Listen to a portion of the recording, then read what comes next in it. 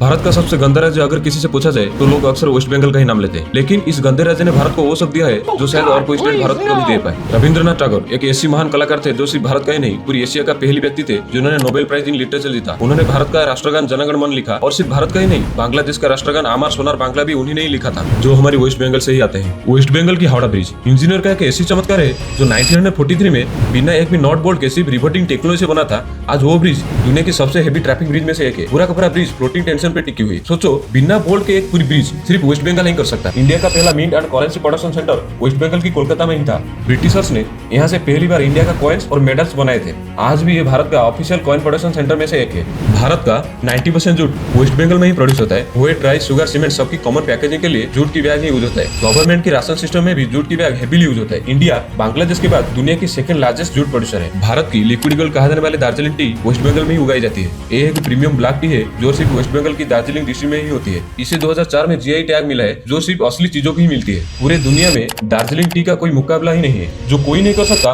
वो वेस्ट बंगाल करके दिखाती है। ये मिट्टी सिर्फ कला करके नहीं, संस्कृति, ज्ञान और गौरव भी पैदा करती है। कमेंट में जरूर बताना आपको वेस्ट बंगाल कैसी लगती है।